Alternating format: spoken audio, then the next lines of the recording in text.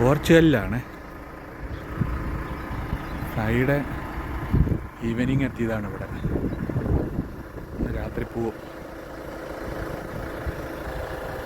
നല്ലൊരു പാർക്കിങ്ങാണ്. അധികം വണ്ടികളൊന്നുമില്ല, ഞങ്ങൾ 4 വണ്ടികളേ ഉള്ളൂ. വയൽ നനയ്ക്കുന്നതിനുള്ള സിസ്റ്റമാണ്. ഈ സാധനം അങ്ങോട്ടും ഇങ്ങോട്ടുമൊക്കെ മൂവ് ചെയ്യും. സ്പ്രിങ്ക്ലറാണ് തോന്നി കിടക്കുന്നത്. ഇതിവിടെ എല്ലായിടത്തും കാണാം കേട്ടോ. ശാന്തന് പറഞ്ഞ കൂട്ട് വഴിയരികിൽ കണ്ടതാണ്. നല്ല ഭംഗിയുണ്ട്.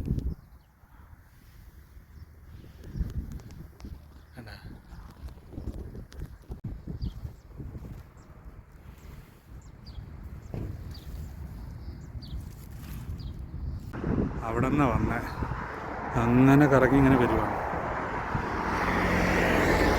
2 ദിവസമായിട്ട് ഒരേ കടത്തിൽ തന്നെ കിടക്കുക. അപ്പം ഇറങ്ങി നടക്കാമെന്ന് ഓർത്തതാണ്. പോകുന്ന വഴിക്കൊക്കെ ഇങ്ങനെ ഓരോ പൂക്കളൊക്കെ ഉണ്ട്. നല്ല ഭംഗിയുണ്ട് കാണാൻ. ഇത് ആൽമണ്ട് ചെടിയാണ്, പൂവിട്ടിരിക്കുന്നുണ്ട്.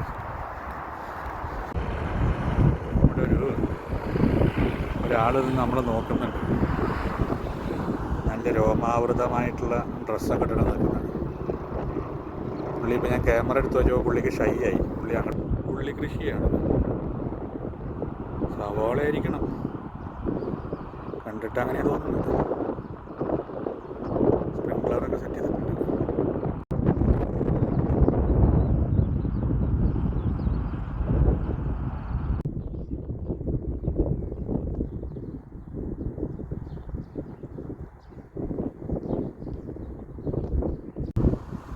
അങ്ങനെ നടന്ന് ഏകദേശം 2 കിലോമീറ്ററോളം നടന്ന് നമ്മളൊരു റൗണ്ട് ബോട്ടിലെത്തിയിട്ടുണ്ട്.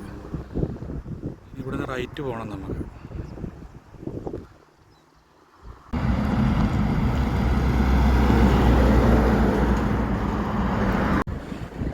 അങ്ങനെ ലാസ്റ്റ് നമ്മൾ ഇവിടെ എത്തിയിട്ടുണ്ട്.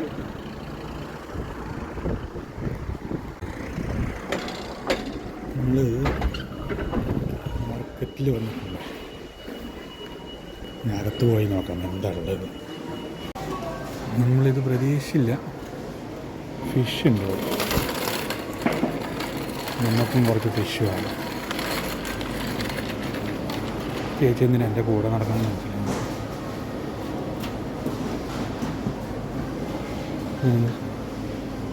നോക്കട്ടെ.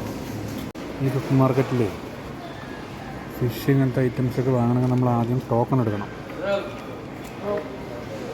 നമ്മളാദ്യം ടോക്കൺ എടുത്തിട്ടുണ്ട്. ഇത് പറഞ്ഞാൽ ഫിഷിൻ്റെ ഐറ്റംസാണ്. ഇത് ബുച്ചറാണ്. ഇത് വേറെ എന്ത് ഐറ്റമാണ് അതെനിക്കറിയാൻ വയ്യ. എന്തായാലും നമ്മൾ 69 ടോക്കൺ. നല്ല നമ്പറാണ്. 69. വെയിറ്റ് ചെയ്യാം. ഈ ചേച്ചി പോയാൽ നമുക്കിത് തരും. നമ്മളങ്ങനെ മീൻ വാങ്ങിയിട്ടുണ്ട്. ഒരു ഉണക്കമീനൊക്കെ ഉണ്ട് കേട്ടോ. അവർക്ക് ഭയങ്കര വിലയാണ്. പൊതുവേ യൂറോപ്പിൽ ഉണക്കമീന് ഭയങ്കര വിലയാണ്. കപ്പയൊക്കെ ഉണ്ട്. ടാപ്പിയോക്ക,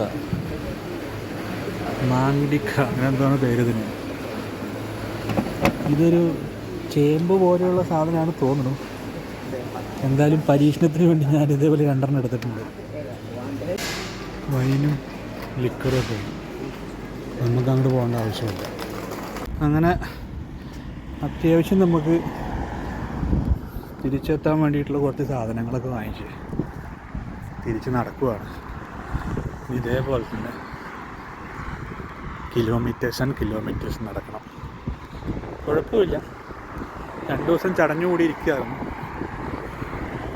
അപ്പം അറിഞ്ഞില്ല എന്നല്ല, അപ്പം നോക്കിയിരുന്നെങ്കിൽ അപ്പം വരായിരുന്നു. ഇവിടെ ഒരു ഫുട്ബോൾ കോർട്ടൊക്കെ ഉണ്ട് കേട്ടോ.